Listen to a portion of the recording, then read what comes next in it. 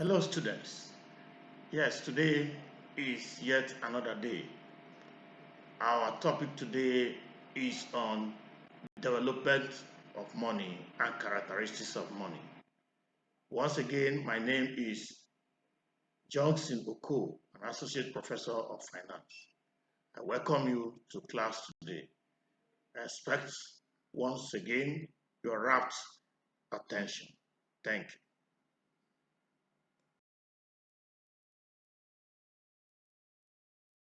Our intended learning outcomes for today's class includes one, the students should be able to trace the evolutionary trend of money.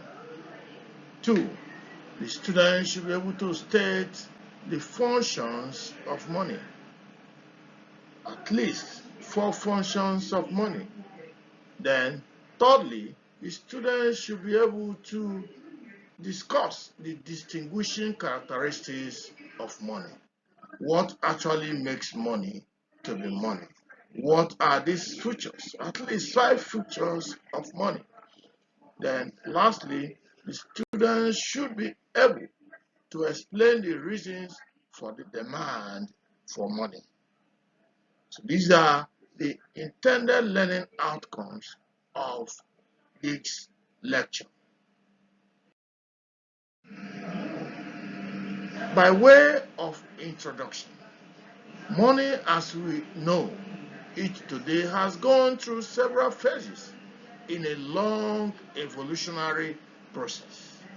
This is in a bid to enhance the ease and convenience with which we carry out business transactions and settle debts.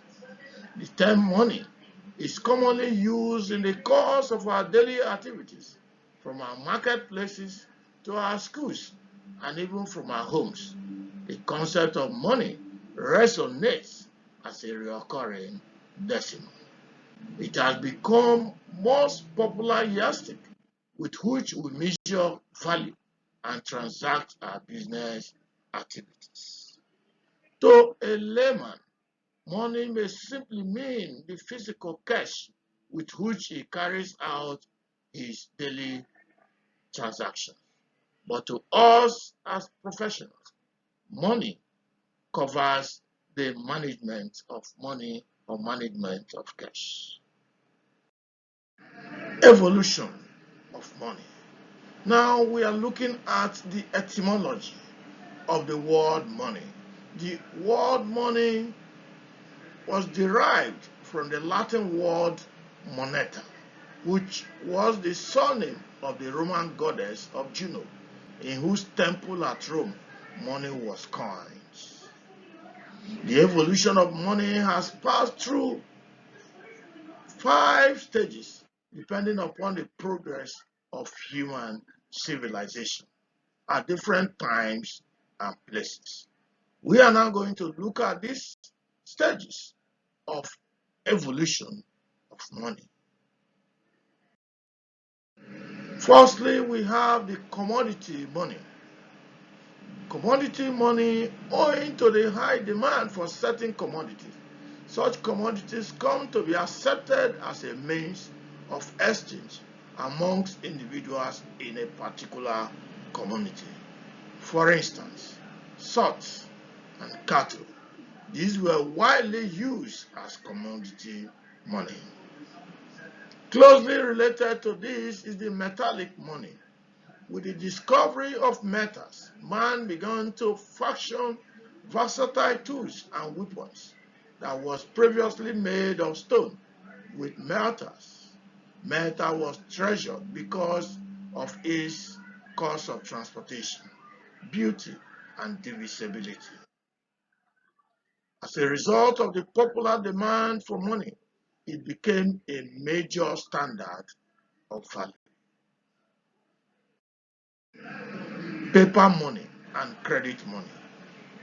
Paper money. In the Middle Ages, people trusted the goldsmith who had security value to safekeep their goods and valuables. Mostly the merchants trading with the gold and the silver. So in return, the goldsmith issued receipts to the depositors of such gold as evidence of deposits, which will be returned on demand by the depositor.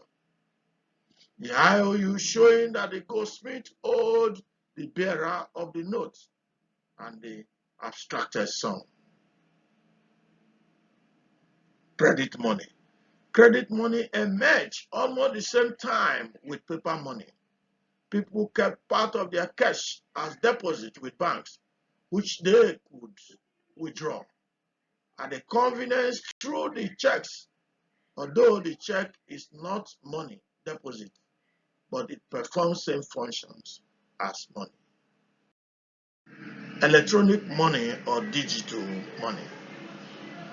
Today, the wave of digital money and electronic money is everywhere, and it has cut across the fabrics of most business entities, even across nations.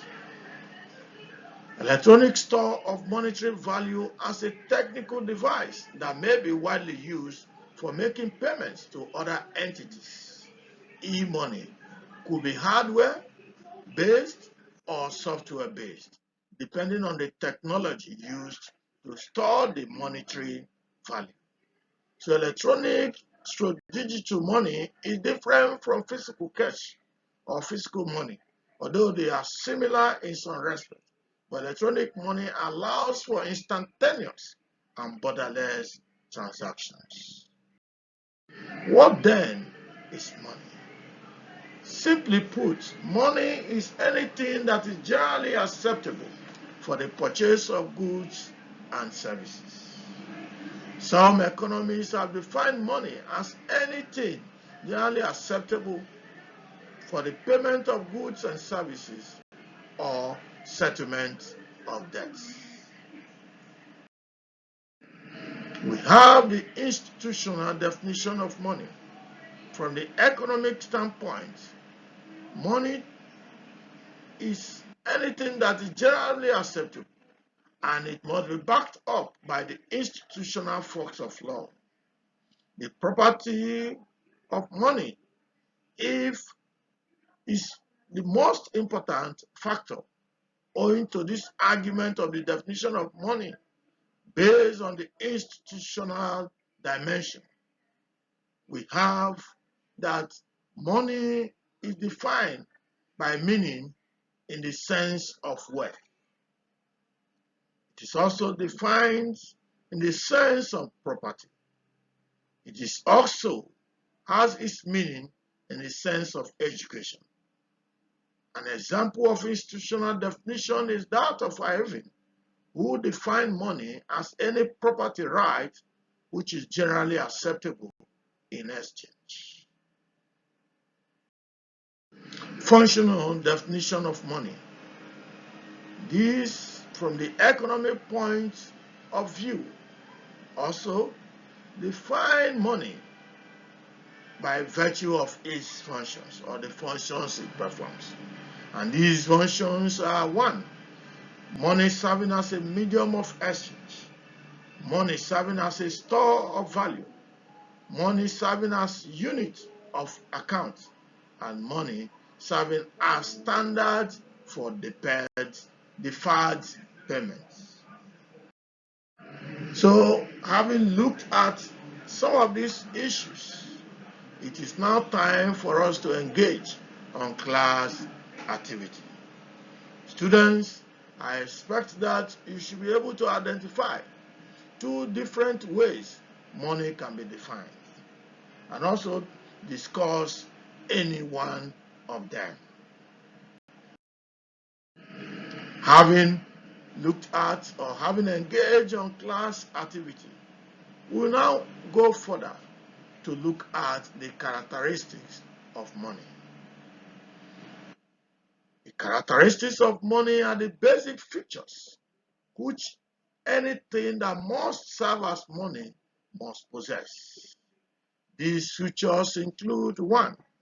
General acceptability. No item or commodity can satisfactorily serve as money if it is not widely acceptable. 2. Scarcity. This entails that money is limited in supply in relation to the demand and the productive capacity. Also, we have stability.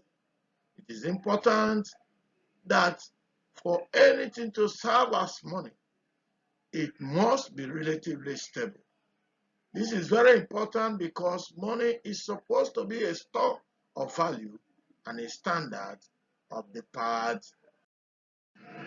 Other characteristics include divisibility. For anything to serve as money or to facilitate transactions, especially small transactions, a good currency should be divisible into smaller units. For instance, the 1,000 notes should be divisible. It can be divisible into 500 naira notes, 200 naira notes, and even 100 naira notes. Portability. Portability is the ease with which money can be carried around from one place to another for the purpose of business transaction. Cognizability. For anything to serve as money, it must be easily recognized. They should look alike such that individuals are able to identify the counterfeits of such money in circulation. Homogeneity. Closely linked to cognizability is homogeneity. This means that each unit of a commodity must look alike as much as possible. Exactness enhances people's confidence in the currency. Durability. This is essential because money is supposed to be a store of value. So for anything to serve as money, it has to be durable. Now we look at what we call demand for money. Demand for money is said to be derived because money is not demanded for its consumption, but rather we demand for money because of what it can buy. Because we can use money to pay for goods and services and for also to settle debts. According to Locke, there are 3 motives for demanding for money. These motives are 1. Transaction motive, 2. Precautionary motive, 3. Speculative motive. Transactive motive refers to the desire to hold money for the purpose of exchange for currently needed goods and services. Whereas precautionary motive refers to the desire to hold cash in order to meet expenditure arising from unforeseen contingencies or circumstances. Again, is the speculative motive. This refers to a desire to hold cash in order to take advantage of emerging future opportunities, e.g. investment opportunities in the stock exchange. Conclusion. We have seen that money is anything which facilitates business transactions by acting as a means of exchange. Recall that for an object to be called money, it must possess certain properties such as acceptability, homogeneity, cognizability, durability, and others. Finally, we have also learned about the functions of money and about the reasons why people demand money. Money, as we have learned today, is anything generally accepted as a means of exchange and for settlement of debts. The concept of money stretches beyond a nation's currency, but also includes negotiable instruments. However, Currency notes are unarguably the most acceptable for business transactions, hence its popularity. Thank you.